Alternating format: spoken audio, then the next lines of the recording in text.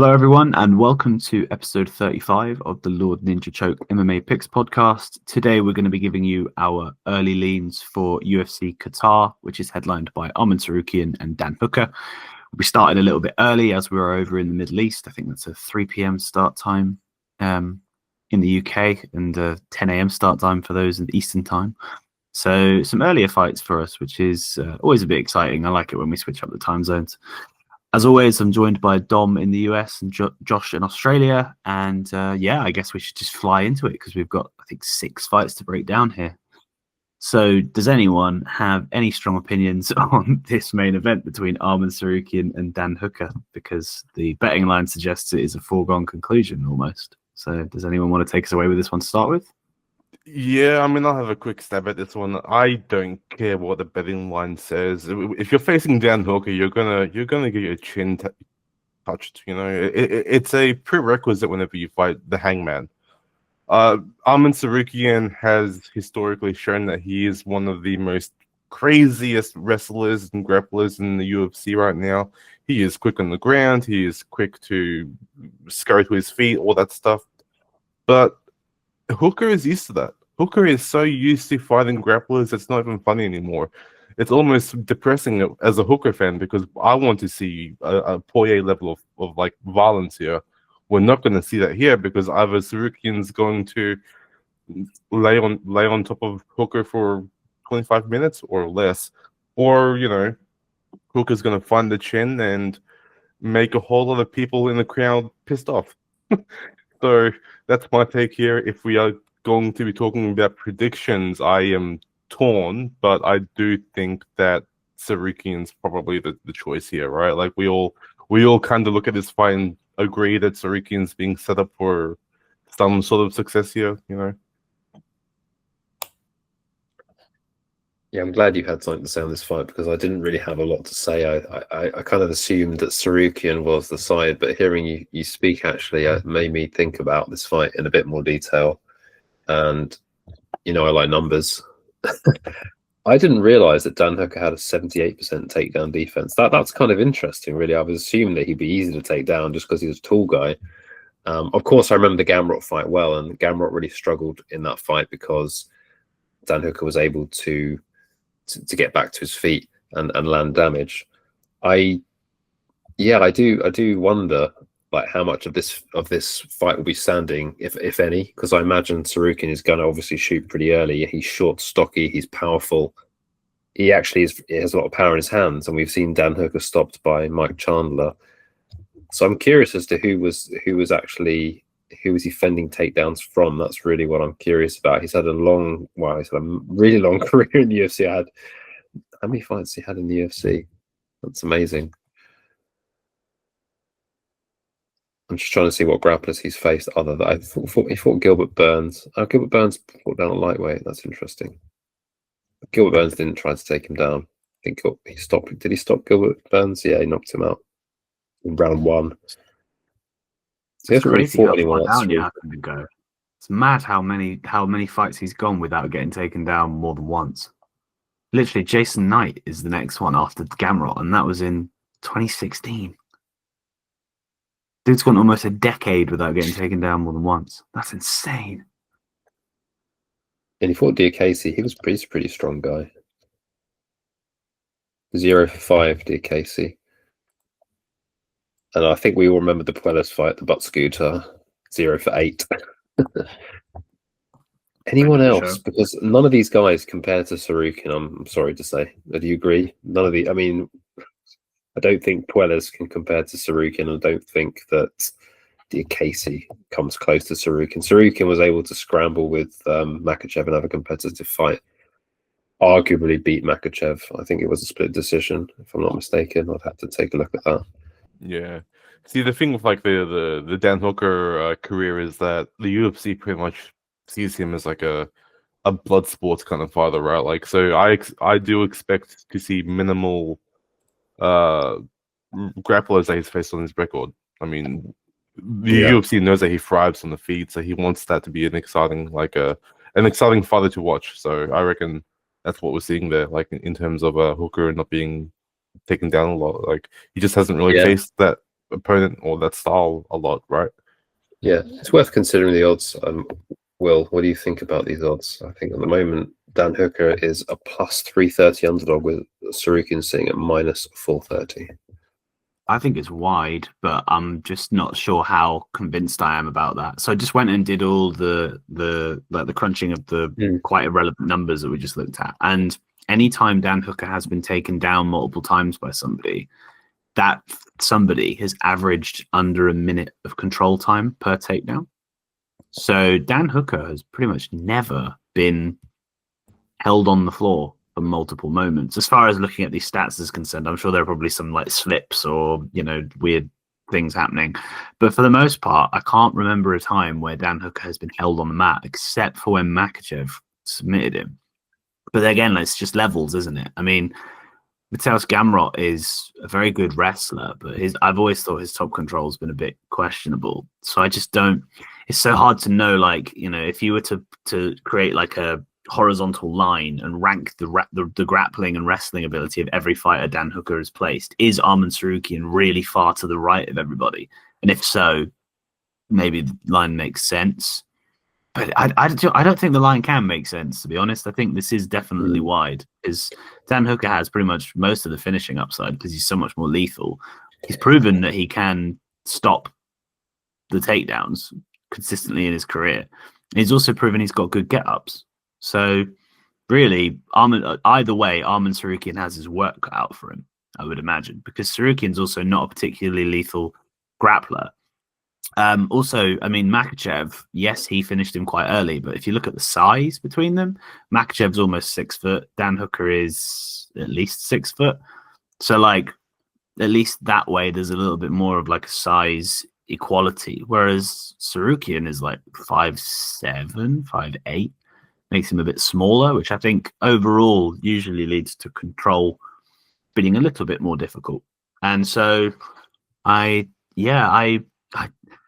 feel like it's one of those spots where if you were just trading, Dan Hooker is in a buy low spot and it would be really nice. But, I don't know if I can really feel comfortable with betting on a guy that I think is just on paper inferior to Tsarukyan. I don't know. It's a tricky one. Maybe the stab on Dan Hooker makes sense. But, I mean, in terms of a pick, I think, obviously you've got to go Tsarukyan. He's got so much momentum behind him and he could just be on another level. But I'm intrigued from a betting perspective. Yeah, I think there's some intrigue here. I just think we probably need to remind ourselves a little bit about Tsarukyan. He has fought kind of a high level competition, at least recently. Obviously, he killed Benny Dariush, but that was over quickly. It was kind of a flash knockout in round one. There was a split decision fight with Charles Oliveira, so it might be worth rewatching that to remind ourselves. I think it was a pretty close fight where Tsarukyan didn't have as much control as he wanted, if I remember correctly. Let's have a look at the control time.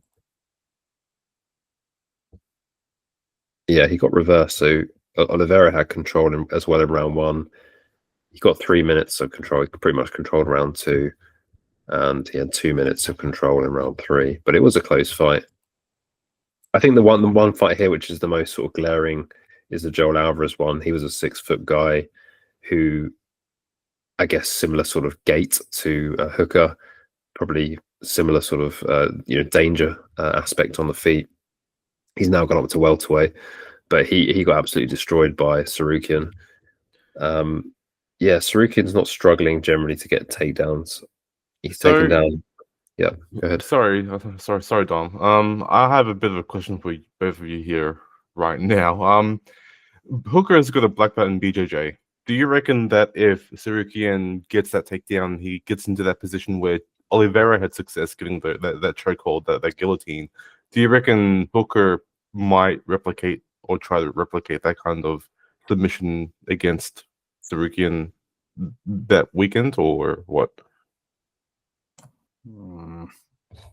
that was a concerning. There are levels to black belts, I think, and I think Oliveira. I would never try to compare Oliveira to somebody else in terms of what they can and can't do in the grappling realm. I mean, to be fair, Oliveira didn't finish Tsarukyan, but Yeah, no, I wouldn't. I would imagine that grappling is in any capacity is not in Dan Hooker's best interest here. Could just see him using because with BJJ it's a gamble, isn't it? You're rolling the dice because if you fail to execute some form of submission that you're attempting, chances are you've put yourself in a worse spot. So Yeah. I feel like if Hooker does commit to some submissions from the bottom, when Tsarukyan eventually gets out of them, Hooker's in a worse spot than he was before he attempted it. So I hope he doesn't try to do that, but maybe anything's possible. It's MMA, and Hooker has caught some submissions before. Yeah, I think if you like Hooker, which I can see why you would like him, there are definitely ways you could attack it. Like you could take the plus 3.5 points if you don't think Tsarukyan's going to finish. Hooker just needs a round. He clearly got a round against Gamrot. And Gamrot beat Tsarukyan. I don't see why I couldn't get a round against Tsarukyan. Or you could take the decision. Yeah, 5-rounder. That's true. I think that decision no action is a possibility. Like you said, the finishing upside is probably with Hooker for the moments that it's on the feet. There is obviously the worry that Tsarukyan, does a Makachev or treats him like Joel Alvarez. So yeah, there's some things to think about. I think you can't really play the Tsarukyan money line confidently. But I could see that he's probably going to be in a lot of parlays. We're picking Tsarukyan. I kind of lean decision. I don't know if you guys have any other take on it. I was thinking a submission, but a decision could work too. That's my only lean there, really. A submission as opposed to a KO. Yeah, opposed to a KO. Like I reckon, early rounds 1, 2, or 3 submission is probably where it's at for me personally. But decision, I can't see it going 25 minutes. It feels weird to see a Hooker fight go for 25 minutes. Yeah, Hooker has 3 losses by submission, 3 losses by KO, but he's mainly losing decisions. He dropped 6 decisions, so. I mean, we'll keep it to decision if Will's good with that. Yeah. Yeah, I think decision's where I would slightly lean. Cool. Okay. Let's go back to this screen and let's talk about the co-main event.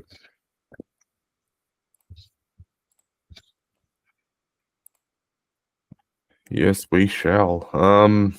Normally I am very, very high on Belal Muhammad. Like I have been a major supporter of Belal throughout his whole career of recent years, right? But age is a problem. He looks a bit more slower these days. His boxing's fine, but he's facing a younger guy. It just feels like a changing of the guard kind of moment here, right? Like it feels like Garry's gonna win and Belal's gonna retire. Maybe, I don't know. Well, what do you guys think? Help me out here.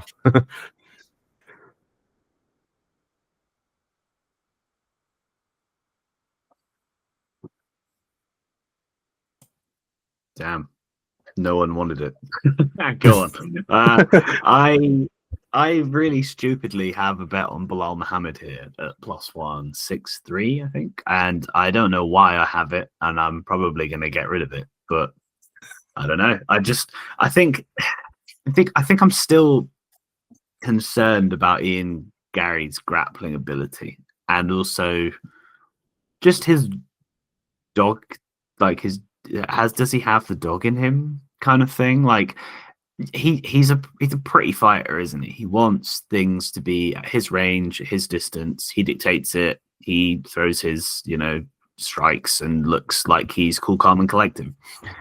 And he's, pretty good at. He's very good at doing that. I'm not gonna say pretty good. Like literally, I think first episode we ever did of this show was me confidently betting him against Prates, and a conversation about the dog. I mean, yes, he fought through like the adversity, but then after 25 minutes of it, Ian Garry let that fight almost slip away from him. But then you look at Belal, and he's just a chronically underrated guy. And yes, he's just lost the belt, and I think that's something I usually factor in. But Belal just doesn't strike me as the kind of guy who is going to be regressing and like mentally struggling off the back of that. He just seems like he's like, okay, cool, when's my next fight? You know, like I don't know. Belal is just so well rounded, and he's got great fight IQ. He finds a way to exploit a weakness, and I just think that Ian Garry still has question marks to me. The only time we've ever really seen him defending a grappling threat was against Shavkat, and Shavkat's not, in my opinion, not like an elite wrestler. Like he's a good grappler, don't get me wrong, but I just don't ever think of Shavkat and think of someone who's gonna spend ages diving for those single and double legs up against the fence. I just think that Belal Muhammad's well-roundedness could just make this a really ugly fight for Ian Garry, because if he really commits and bites down on the mouthpiece, he will turn the fight into the opposite of that pretty distance management style that Ian Garry wants. I mean, they are probably going to be fighting in a big cage. It's only a 3-rounder, or is it 5? I believe a 3-rounder. Yes, five would be so much better for Belal. That's a key point there. I don't know. A Belal upset would not surprise me at all. Despite the fact that I think he's not elite as a striker as Ian Garry. I don't know. I just feel like I want to see Garry have to like roll his sleeves up and get really gritty in a fight, and I think Belal will give him that. So I'm paying to find out. I don't know. I wouldn't be surprised if I cash out of it. We'll see what happens. Yeah, I recommend that you don't cash out on it. I think it's a very good bet. I think that Belal Muhammad will easily be the hardest test for Ian Garry here. I lean Belal. Think he should be a favourite, and the reason is, so in the Shavkat fight, you mentioned Shavkat is not really a grappler. He is a grappler, but he didn't have a lot of grappling success in that fight. And I think one of the things that happened there was two things. Firstly, they trained together, right? That was obviously in the build up to the fight. They know each other's games very well. They're also similar kind of build as well. They must have trained grappling as well as striking. And I think Shavkat wanted to kind of prove something on the feet, which he didn't really do, to be honest. It was a closer fight than it should have been. But Shavkat did have grappling success in that fight. I think that Belal will go back to his relentless grappling. And people who bet on Garry be like, oh, because he's not really faced any grapplers. You know, if you've got Michael Venom Page, if you're struggling on the ground with Michael Venom Page, or that's not a good sign. Everyone else here is pretty much a striker. Jeff Neal, the Magny fight, and was just leg kicks. Magny was immobilized straight away. Daniel Rodriguez head kicked, and he's not a grappler. Kenan Song's not a grappler. Yeah, I think he's had pretty favourable matchmaking, and this is going to be a big test for him. And I'm not going to doubt Belal. I think he's proven to me time and time again, like you said, chronically underrated. And I think he's going to, address that. Well, the only thing that is in the back of my mind is that I'm wondering why he didn't shoot more against JDM. He didn't shoot early, he shot late, and then he got the takedowns. And I don't know if that was just bad game planning, because he's usually excellent at game planning. That's my only concern, that he's going to somehow think that it's going to be a good idea to strike with Garry. Because let's be clear, like Garry is, he's an elite striker. He's not an elite grappler in my mind. And that's the main concern here. But I think he'll take inspiration from Sean Brady this weekend and Pat Sabatini, and realize that he has an easy path to victory if he wants to take it. So that's my take. My lean, pretty heavy lean, is towards Belal. I like Garry. We bet on Garry on this podcast against Perez, and all that people seem to remember about that fight is that Perez knocked Garry down in round 5. That's all I've heard this week, and I'm like, how can you completely dismiss the excellence that Ian Garry showed in the first 3 rounds on short notice? It seems to be completely discounted.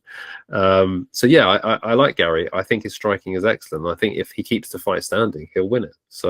But I just don't think he's going to keep this fight standing. I think that Belal will shoot early, he'll shoot often, and he'll grind on Garry and give him a fight, like you said, that he's never had before. And I think 3 rounds, at first I was thinking, yeah, that's not good. I think it's good for Belal, because you mentioned about the age. I think he knows, don't worry about gas here. Just go hell for leather for the takedowns. I think with 5 rounds, maybe with JDM, he's thinking, God, I'm going to have to go with this young buck for 5 rounds. I'll just manage my gas tank. He doesn't need to do that here. I think you'll see Belal shooting pretty early.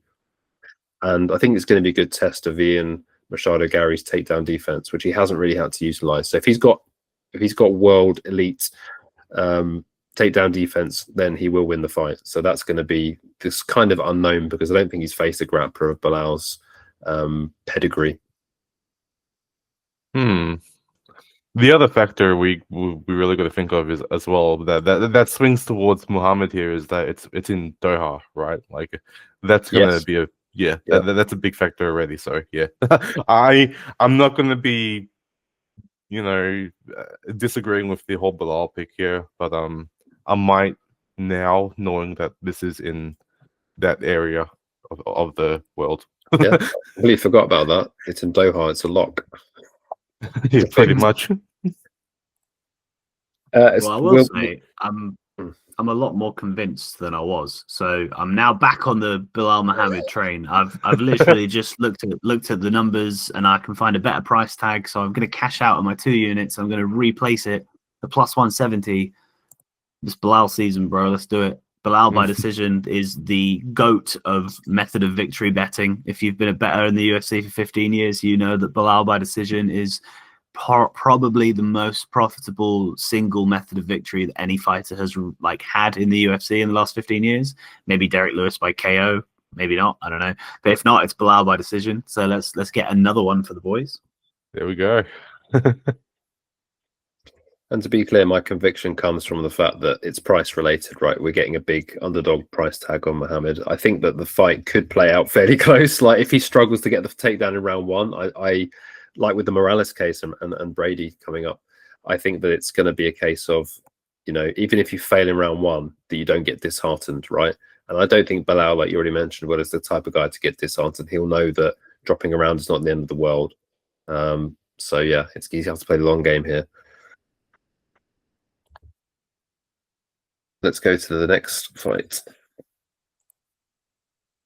I am drawing so many blanks right now for this one. Like I know what we are probably going to see. We're probably going to see like a Almabayev pin Perez against the cage for 15 minutes, maybe get some takedowns. But outside of that, you cannot tell me that this fight's fun. Like I know I sound like a really mean son of a bitch, but like it just seems like a 15-minute toilet break. But with good fighters, right? Like I don't know. Like it just feels dull. What you're saying is this is the fight to skip if you need to if you need the restroom. Yeah, like how in some cards there's a women's fight that happens between two unranked women that are like debuting. It's like that before men. Well, to be fair, bro, those fights are like Super Bowl. Those fights are like the Super Bowl to me. What are you talking about?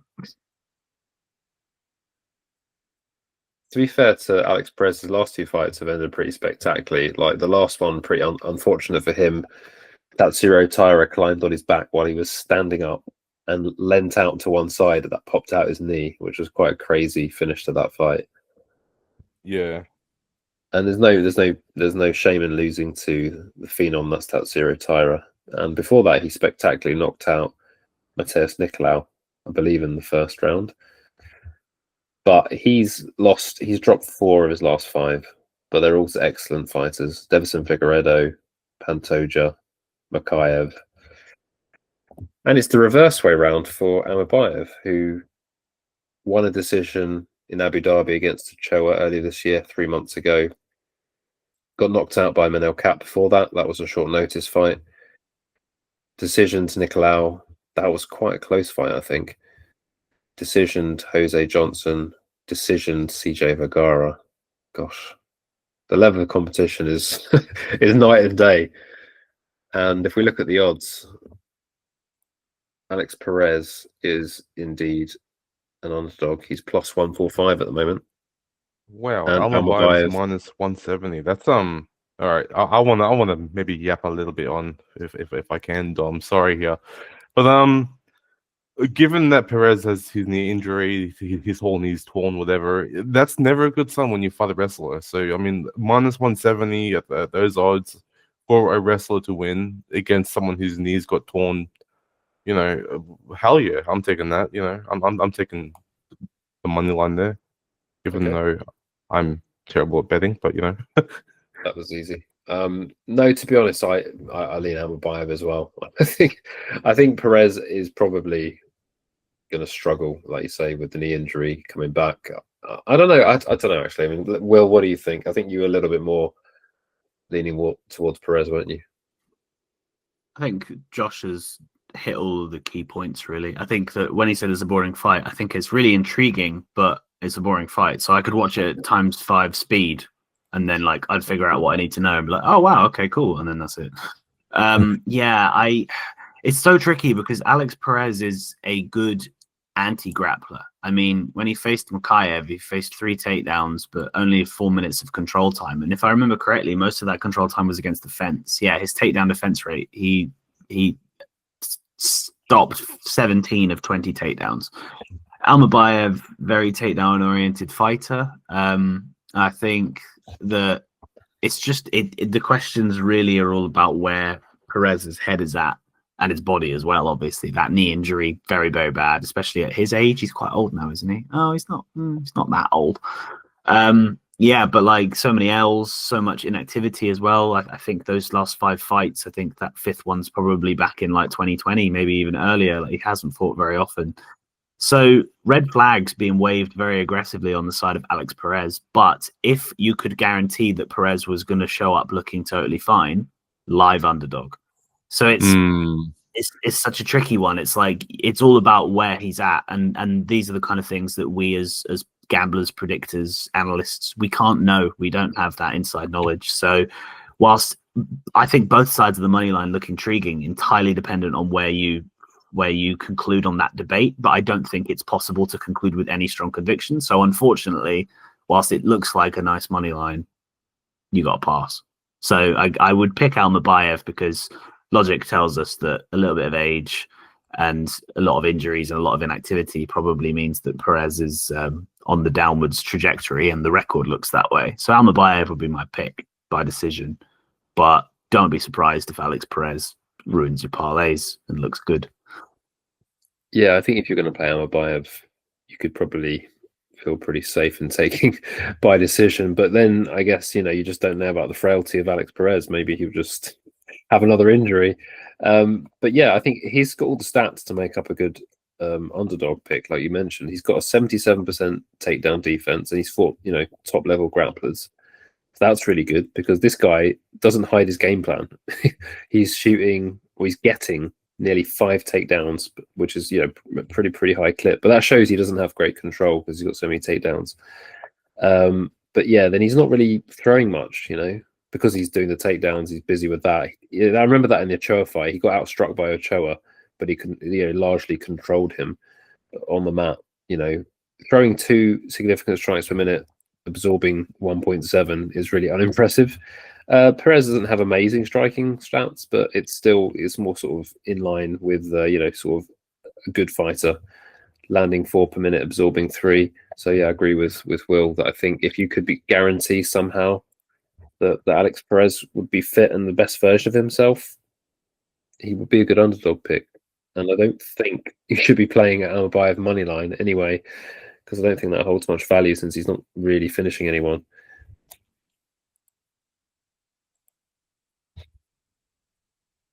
Next up, we've got Spivac against Gaziev. I feel like, Will, you have a take on this. Do you need to see the odds? I'll have a look at them just because I'm intrigued, and they've only just come out, so I'm not too familiar with them. Okay, so Gaziev's minus 180 and Spivac's plus 155. I think this is one of those fights, and again, I know I feel like I sit on the fence every time I break down on this show, but like to me, Gaziev is the better striker, right? That we can agree on. They're also both like similar size. Gaziev's even bigger, which kind of makes me think that Gaziev probably wins on the feet. I mean, he himself likes to take folks down, but he's a more competent striker, I believe, which puts the ball in his court. It all depends on whether or not he can defend Serghei Spivac's takedowns, right? In my opinion, And the reason I'm like stalling at the moment is I'm actually confused by my opinion. I have it in my head that Gaziev is a grappler of some sorts and therefore has the ability to defend takedowns. But he literally has only ever been taken down once by Thomas Peterson. Thomas Peterson's a wrestler, isn't he? So, I mean, I guess that's cool, but like he knocked him out in 3 minutes. There's no real evidence at a UFC level that Shamil Gaziev is either an amazing anti-grappler or a terrible one. So it's a tricky one because I just feel like that Gaziev line is really appealing to me. Like I think if you know for a fact, I don't know, nobody knows for a fact. If you know for a fact that Gaziev stuffs the takedowns, Spivac's fucked. I think like I could be wrong, but like it's that simple, and that's like what was it -180? Like that's a great line, but I'm just trying to figure out like live on air why I'm so confident with no evidence that Gaziev is a good anti-grappler. Hopefully there's some tape on the regional scene. Maybe we can comb through his Tapology record and find a scary sounding Russian who probably tries to take him down. But like, I don't know. I mean, he's also fighting from out of Bahrain, which is, pretty decent for his spot on this card. But yeah, I don't know. I'm really, really like intrigued by that betting line, but I don't know why. Does that make sense? You mean you think that Gaziev should be a bigger favourite than -180, or? Yeah, I think if I'm right, if I am weirdly right that he can stuff all of Spivac's takedown takedown attempts, I think Gaziev probably wins that one quite handily, doesn't he? I don't have a strong lean here. All I can remember about Gaziev is he's looked horrible against Rosenstruck. That's what I just remember. But obviously that it doesn't help us at all. It doesn't bear any semblance to this fight. Josh, I feel like you were going to say something. Yeah, I share a similar apprehension to I guess both of you here. I do think that Spivac being the dog here is a pretty interesting thing to see because he has experienced more UFC fights than Gaziev. He has fought probably better opponents, like if we compare the records. And I mean, if we do look at Gaziev, I just don't know if he is just a Middle Eastern dude that is being hyped up for these kinds of cards, right? Like if he's just a hometown fighter compared to Spivac, who's been around for a long time, who has been tested, he's lost and stuff, all that. He's lost and he's like, fought high level opponents, but he is still prepared for those opponents, right? He is still trained for them. Some fights were 5 rounds, as you can see there, Gun, Spivac there. I just cannot see much argument, well, from my mind, which is already stuffed up, that Spivac should be the dog here. I reckon it should be near even, maybe, in terms of the odds. I reckon it's just disrespectful that Spivac is having those odds there, but I'm gonna take him. I'm gonna take Spivac as a prediction. He's my guy. I mean, he looks a bit broken in the head in that picture there, but let's go polar bear. You're going for the broken Serghei Spivac. I've got to be honest. I mean, whilst Josh was speaking, I was thinking, yeah, actually, Spivac has got a lot of experience, and I wonder if that was obviously what failed Gaziev in his fight with Rosenstruck. But this isn't a 5-rounder; it's a 3-rounder. I'm a little bit torn. I haven't watched enough tape on Gaziev. You're telling me that if he defends the takedowns, he's superior on the feet, but he's not as good as Rosenstruck, obviously. So the Spivac's not terrible on the feet. I mean, he's terrible, but not like I don't know. It's hard with heavyweights, isn't it? Because a little bit of volume can make up for being terrible on the feet, and I think he's got better volume. Weirdly, they've both got pretty awful striking stats. So let me share this with you. Tell you what, though, don't you think that actually, now that you think about it, Serghei Spivac's performance against Waldo Cortez Acosta was really impressive, considering he had to strike with him?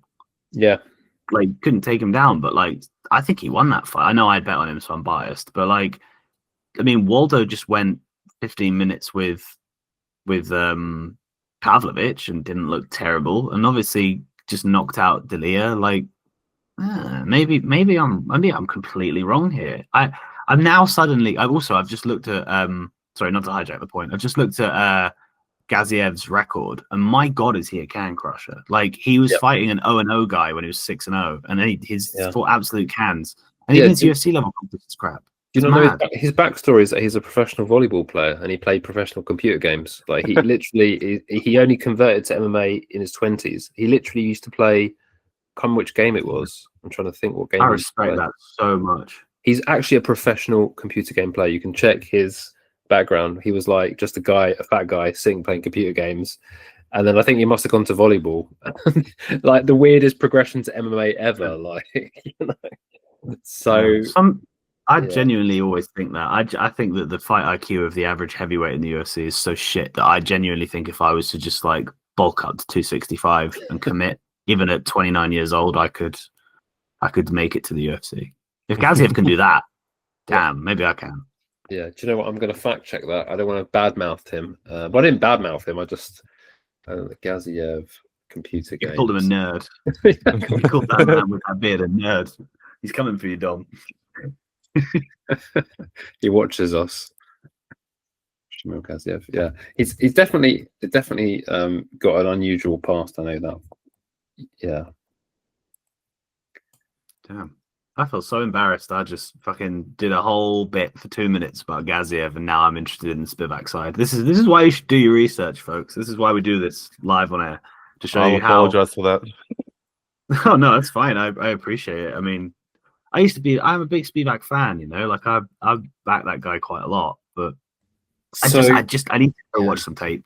He was a member of Dagestan national volleyball team before transitioning to mixed martial arts. So that's his official background. I'm not sure where the computer game thing came from. I seem to remember that, but maybe that was a different fighter. I'm not sure. Definitely, he was a volleyball player. So that's his background. That's his athletic background. So it sounds to me like we're switching sides and seeing quite a lot of value on Spivac. Of course, I think it was pertinent to mention the sort of Doha location, although usually the EVs, you know, well, but the Vax versus the EVs, I don't know. Like Serghei Spivac should also have some sort of advantage, shouldn't he? I guess he's not a Muslim, and Gaziev is. I don't know if that makes a difference. So let's not get into the geopolitics of it, but yeah, I think Spivac can finish Gaziev.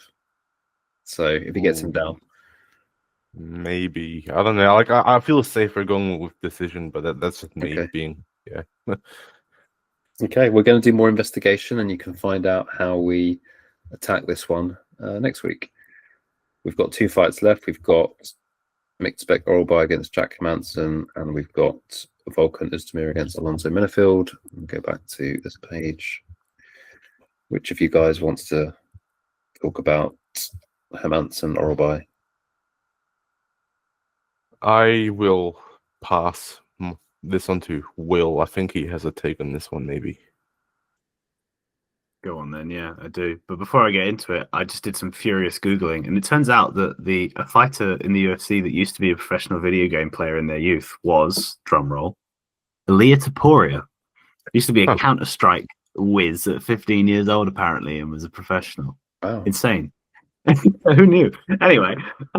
Are you sure about that? Or it's not some other Topuria? Maybe he's got another brother. The geeky one. No, apparently it's Ilia. Yeah, apparently it was Ilia. That's what Google said. I mean, not just Google. There was also an article relating to it. Anyway, fucking hell. We're going off the rails here. I love this.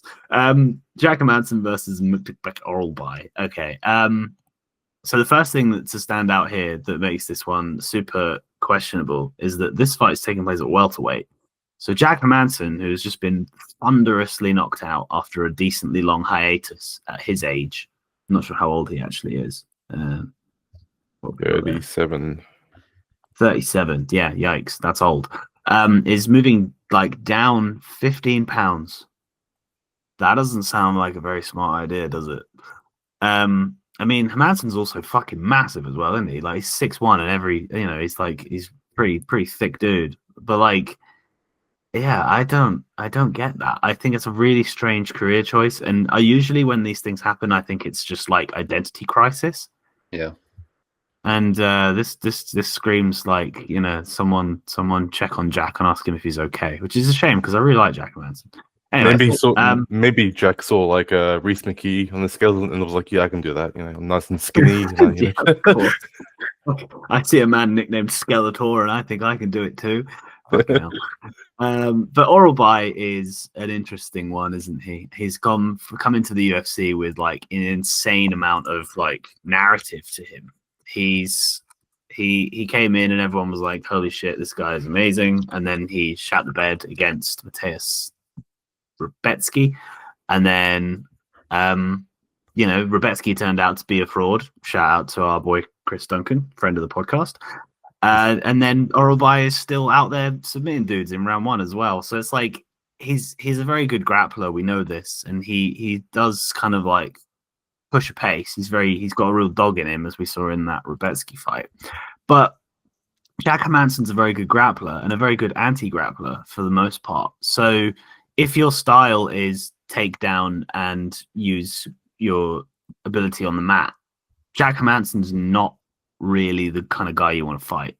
And I bet Jack Hermansson against Gregory Rodriguez last time. I know that's obviously aged terribly, but I was pretty sure that Rodriguez wouldn't have his grappling advantage. And I thought it'd be interesting to see how it goes on the feet. Hermansson as a striker is not lethal at all, but he plays the weird distance management, circling, pitter-patter kind of game. Like we all probably remember that Chris Curtis fight where he pissed Chris Curtis off because he just didn't engage. So Hermansson has ways to win on the feet, and Orolbai, I don't really rate him as a striker. I rate him as like a gritty guy that will march forward and try, but I don't necessarily think he wins a striking fight against Hermansson. So this is very similar in my conclusion to the Alex Perez fight, in that if Hermansson looks fine, he could have a real chance at being a dog here. But at the age, the weird weight class, and also coming off the fact that he got slept in his last fight, how much can you trust him? Yeah. I don't know. So it's literally the same conundrum. So, yeah, I don't know. That was my yap. Yeah, no, I think it's good that you kind of made those points about Hermansson. I already early auto-clicked on Orolbai because I could see the line was moving. Yeah, I don't think his striking is better than Hermansson. So I do think that, and I think Hermansson's grappling is very good. So I do think in that sense, in terms of skill set, it's similar. But it really is just that Orolbai is going to be moving up in weight, and Hermansson's going to be moving down 4 months and 3 weeks, 4 months and 3 weeks after getting brutally KO'd. I mean, I was there, wasn't I? That was UFC 317, I think, if I'm not mistaken. Look at that. I'm pretty sure I was. It's funny, I can't remember that. If I was there or not. Getting old, guys. Was it UFC 317? Yes, it was. I was there. That's weird. Yeah, I do remember it now. It was brutal. He wasn't moving afterwards. It was really worrying, actually. It was one of those knockouts where you're sort of like, whoa, and you're like, oh, straight after it. Like the whole auditorium is sort of like, is he alive? I guess, yeah, that also happened with Hatparast. Yeah, so I'm not sure that the doctors would recommend that he be having a massive weight cut. That alone must be plus EV, right? So, yeah, I don't see, unless you have guarantees that he's completely healthy, you can really back Hermansson. But yeah, skill for skill, I can understand that it could be even from that perspective. Maybe he's completely fine, How do we feel about Orolbai moving up? Do we have any opinions on that? Because I feel like that's another narrative that needs addressing. He looked amazing at welterweight against Medic. Just mauled him. Like, he took it on like really short notice as well. Medic was supposed to face someone else, so it was like, now you're going to face this guy. It's like, what? It was one of those hilarious situations where Medic is probably facing a striker. It's like, nope, you're going to face this troglodyte instead on 5 days' notice. Just absolutely mauled him and subbed him. But of course, that's not Medic's wheelhouse. So, yeah, I think it's going to benefit Orolbai, to be honest, because he's huge for lightweight. He's 5'10", so I don't think size-wise he's going to look that different. He's going to be 3 inches shorter with a 3-inch reach disadvantage. but he should have much more energy, strength. I mean, Jack. I mean, yeah, I think you have to wait if you're going to bet on Jack. Honestly, you should wait for the weigh-ins and just see what he looks like, because I thought he was a pretty lean middleweight, but you said he used to fight a welterweight, so I think it's. I wanted to point out the 10-year age gap as well. I think that's quite significant. So, how old is Orolbai? 10 year or 10,000 year? I mean, look at Orolbai. Jesus. 10,000 BC, man. Yeah. Orolbai was born in 98. Wow, he's really young. And Jack was born in 88. Wow, he's getting on a bit. So what is that? 38? Around there, yeah, 37. 37. Versus 12. Orolbai is still really young, which is pretty crazy. Okay. What do you guys want to do with this one? I'm just going to say real quick. I actually think I misspoke when I said that Hermansson used to fight at welterweight. I think it's the fact that so many guys have moved up and down around that weight that I've just gotten confused. He was Cage Warriors middleweight champion, debuted in the UFC at middleweight. No, this is his first move down. Who else has moved down from middleweight? I feel like people like Thiago Santos used to be a welterweight. Seriously? And like, oh, God. Maybe, I don't know. Maybe I'm wrong. I'm thinking old school, like 2017, 18. The ones who've done it successfully are slightly sort of shorter, stockier, like Punahele Soriano. What was the other? The muscle guy. Oh, the guy who lost to Kamaru Usman. Buckley. That doesn't. Buckley was middleweight, but he's tiny. Yeah, I mean, I think you should wait to see Jack. Maybe this fight won't even happen because he won't be able to make the weight. I'm assuming he's done a test cut. Yeah, I think we have to wait and see the weigh-ins for Hermansson. Yeah, I reckon the safe spot here is Orolbai. Finish. You've got to go finish round one sub, man. He's gonna kill this guy. Honestly, like Jack Hermansson's gonna pass out. Anyway, he wants, actually, to be honest. You saw what he did to everyone was saying that Myktybek Orolbai's last opponent was good because he was a veteran outside of the UFC and he mauled that guy, Masayev, whatever his name was. I think one thing's for certain, it's going to take a hell of a performance from Jack Hermansson to win this fight, isn't it? Like when you zoom out and just look at it basically, like, fuck me, if Jack wins that fight, that is insane. With everything he's been through recently, the weight cut, the weight change against Orolbai, who doesn't stop coming forward, who's durable as fuck. Yeah, that would be. Now that I think about it, like there's a lot stacked against Jack here. It's Orolbai ITD. I think that's the way to play it because the line's going to get blown out, unfortunately. And in defense of Orolbai's loss, I mean that guy it should have been a doctor's stoppage. I mean he should not have been fighting. It was in the first round that it wasn't like it wasn't like it happened sort of late on in the fight. He had this kind of issue. Sorry, everyone. He had this kind of issue like early on in the fight, and I just they just didn't want to stop it because out there in Abu Dhabi they have different commission, right? And I don't know what the doctor was thinking, but I remember thinking this fight should be stopped because he's at risk of losing eyesight, right? The fact that he made it to the end of the fight was incredible, and he was actually it was that fight which gave me confidence in Chris Duncan because I could see the typical problem with Rebecca is that he was gassing, although remarkably in his last fight I think it was reversal, wasn't it? And Ludovic Klein completely gassed. So I have no idea what was happening there. That's ATT for you. They fixed his cardio, but yeah, in that fight it was a back and forth war. I think we have to go with Orolbai, right? Oh yeah. And yeah, I think then we're down to one fight here. And I think it's worth definitely looking at odds on this one, as I was surprised by these odds. So I don't know what they are now because like I said earlier in the day. Yeah, still the same. Menifield is plus 195 against Volkan Oezdemir. And if we take a look at their stats, they're both veterans of the UFC at this point. I mean, Menifield's not had as many fights as Oezdemir. So let's see. Menifield, he's had a decent amount of fights. Sort of a bit patchy. But yeah, they're both veterans. Just take a look at their stats. I mean, I guess they're both veterans, but when you look at this fight without looking at any numbers, whenever you see the name Alonzo Menifield, you just think of like a meat-headed big dude that just swings clubs, right? Compared to Oezdemir, who has a very traditional upbringing with his kickboxing and stuff like that. It's going to be a battle of power versus skill, whereas where Menifield has got the power and Ozdemir's got the skill, So, yeah. Age-wise, it's what's the difference in age? There's one hell of an ad popping up there. Yes.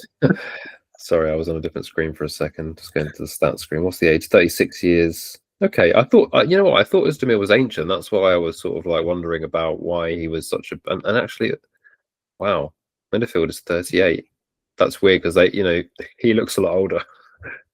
That's the white genes. This guy looks like he's 25. Maybe that's an old photo. Well, look at those predictions. Okay. Yeah, I mean, I wouldn't trust these. I do, but that's because I live on topology. You trust a topology? I think topology is often wrong, isn't it? I mean, often, yeah, but still, like if Yeah, you I see wouldn't 90% compared to 10%, that's like kind of telling a story, to me at least. I always assume when I see this early on, it's because the people who are clicking on Oezdemir are not like necessarily breaking down the fight. They're doing it just biased by that line was probably already there, sort of thing. So it just exacerbates the trend, if you know what I mean. I just I've never rated Oezdemir. I think it's all I can remember about Oezdemir is him getting crucifixed by Daniel Cormier, and he's just, I don't know, he always fights close, and he beat Paul Craig, whoopie-doo, right? But he's 8-7 in the UFC. What's Menifield actually now? Menifield level is of comp is 10-5. Menifield is 10-5 in the UFC. Level of competition is yeah. Oh yeah, Ulberg, Walker, Guskov, Krylov. Yeah, you're right. The level of competition is very different. He's fought killers. He's had a tough go of it, hasn't he? Can't believe he got to a title shot there. That's mad. Something I think is really interesting that flies right off the page. Alonzo Menifield, probably the inferior minute winner, but obviously a hard hitter. Volkan Oezdemir has never really been cracked. Is Garry the only guy who's ever stopped him by a KO? Anthony Smith submitted him. Dominic Reyes was a competitive fight. I saw that live. I think he got robbed. Against Alexander Rakic was super close. Ankalaev, he got knocked down against Ankalaev, but survived. Yeah, it was Cormier. He got pounded out by Cormier, and then he got deaded by Yuri Prohaska in the second round. Yuri did Yuri stuff to him. So Menifield, you guys think he's trash, do you? Or well, not trash. I mean, let's not use that word here, but I reckon he's other garbage. No, I'm kidding. I'm gonna go with Oezdemir here. That's my blanket pick. Just whatever. I think Oezdemir just wins a striking fight.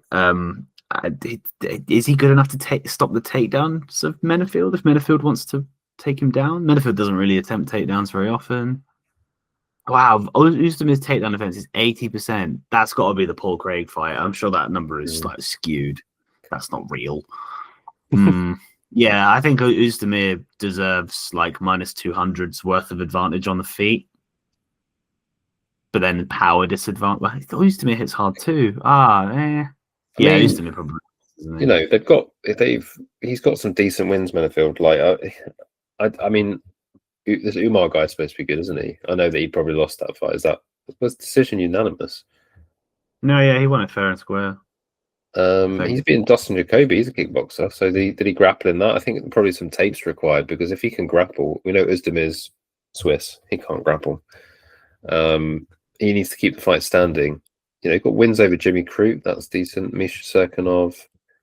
And I think I watched this fight. I watched the Azamat Mirzakhanov fight. You know what? He was actually winning the stand-up against Mirzakhanov. So I don't think we should count out Menifield here at big dog odds in terms of a bet, not a pick. I'm happy to pick Oezdemir, but I'm not sure that it makes a lot of sense personally for Oezdemir, whose recent performances have been awful, to be honest. I remember watching him.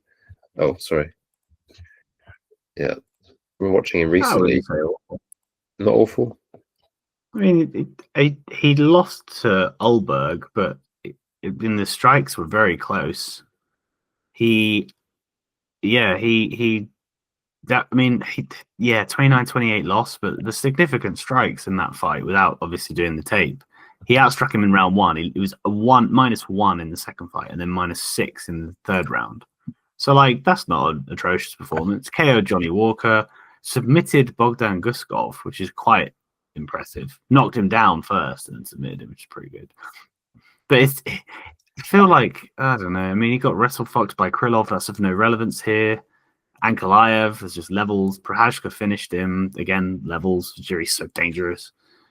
And then it's like competitive fights with Dom. It's tricky. I feel like you just have to kind of figure out where Menifield sits in the hierarchy of light heavyweight, because Oezdemir is going to close fights when he strikes long distance, but he's doing it against impressive guys. I think he got robbed against Reyes.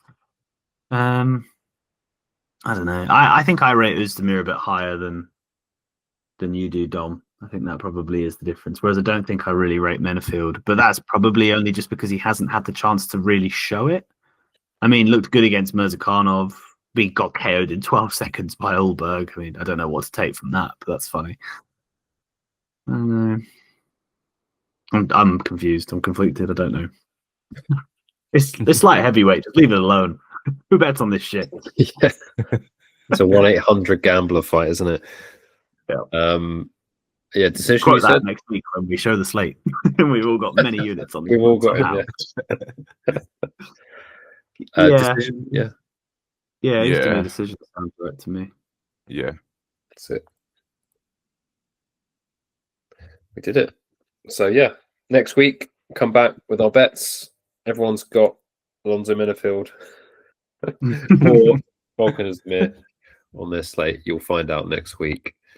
As always, thank you for watching, and please like and subscribe. We'll see you on the next one.